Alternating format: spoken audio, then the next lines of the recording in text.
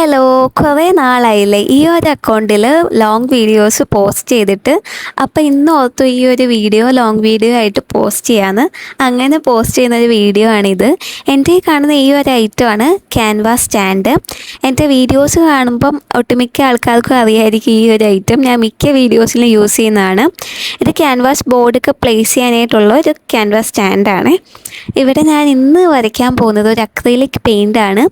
ഇതിൽ യൂസ് ചെയ്തേക്കുന്ന ബ്ലാക്കും വൈറ്റും കളർ വെച്ചിട്ട് മാത്രമാണ് ഈ ഒരു ഫുൾ ഡ്രോയിങ് ഞാൻ കംപ്ലീറ്റ് ചെയ്യുന്നത്. ഞാൻ എൻ്റെ ലൈഫിൽ ആദ്യമായിട്ടാണ് ഒരു സീനറി ഡ്രോയിങ് അക്രിലിക് പെയിൻറ്റും കൊണ്ട് ചെയ്യാൻ പോകുന്നത്. ഇതുവരെ ഞാൻ ചെയ്തതിൽ പെയിൻറ്റിങ് അല്ല, ഡ്രോയിങ്സ് ഫുള്ള് കളർ പെൻസിൽ ഡ്രോയിങ്ങുമാണ്. ഇത് ആദ്യത്തെ ട്രൈ ആണ്.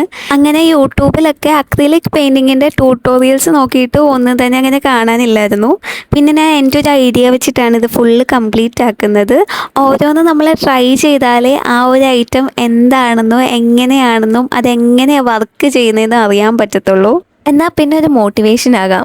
ഒരു കോട്ടുണ്ട്, you will never know until you try. നീ ശ്രമിക്കുന്നത് വരെ അതറിയില്ല.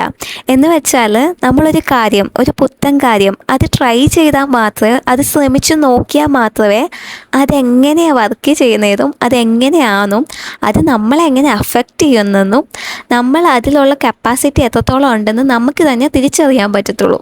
അങ്ങനെ ഒരു എക്സാമ്പിളാണ് ഇന്നത്തെ ഈ വീഡിയോ. കാരണം ഈ പെയിൻറ്റിങ് തുടങ്ങിയപ്പോഴുള്ള കോൺഫിഡൻസിനെക്കാട്ടിനും വലിയൊരു കോൺഫിഡൻസ് ആണ് എനിക്കിപ്പോൾ അക്രിലിക് പെയിൻറ്റിങ് ചെയ്യാനുള്ളത്. ഇന്നത്തെ പെയിൻറ്റിങ് 3 വാട്ടർഫോൾസും ആണ് ഉദ്ദേശിക്കുന്നത്. അതിൽ ആദ്യം ഞാൻ 3 കംപ്ലീറ്റ് ചെയ്തിട്ടാണ് താഴത്തോട്ട് വരുന്നത്. ഇതിൽ യൂസ് ചെയ്തേക്കുന്ന 2 കളേഴ്സാണ്, ബ്ലാക്കും വൈറ്റും അക്രിലിക് പെയിൻറ്റ്സ് ആണ്. അതിൽ ഗ്രേ കളർ ടോൺ നമുക്ക് ഉണ്ടാക്കിയെടുക്കാൻ പറ്റും. ഈ ഒരു ബ്ലാക്ക് കളറും വൈറ്റ് കളറും കൂടെ മിക്സ് ചെയ്തിട്ട് നമുക്ക് ലൈറ്റ് തൊട്ട് ഡാർക്ക് ഷെയ്ഡ്സ് ഓഫ് ഗ്രേ നമുക്ക് ഉണ്ടാക്കിയെടുക്കാൻ പറ്റും. അങ്ങനെ ഉണ്ടാക്കിയെടുത്തിട്ടാണ് ഈ ഒരു 3 പിന്നെ ഡീറ്റെയിലിംഗ് ആയിട്ടുള്ള ഭാഗത്തൊക്കെ ഞാൻ അപ്ലൈ ചെയ്തിട്ടുണ്ട്. വാട്ടർഫോൾസിൻ്റെ ഏരിയാസിൽ നമ്മൾ ഗ്രേ കളറിൻ്റെ പല ടോൺസ് അപ്ലൈ ചെയ്ത് കൊടുക്കുന്നുണ്ട്. അതിൻ്റെ ഡീറ്റെയിലിങ്ങിന് വേണ്ടിയായിട്ടാണ് അങ്ങനെ ചെയ്യുന്നത്. പിന്നെ താഴത്തോട്ട് വരുമ്പോൾ വാട്ടർഫോൾസിൻ്റെ സ്പ്ലാഷസ് വരുന്നുണ്ട്, അവിടെ നമ്മൾ ഡീറ്റെയിലിംഗ് കൊടുക്കുന്നുണ്ട്. മേളിൽ വരുമ്പോൾ ഒരു വാലി പോലെയാണ് നമ്മൾ ക്രിയേറ്റ് ചെയ്തെടുത്തിട്ടുള്ളത്.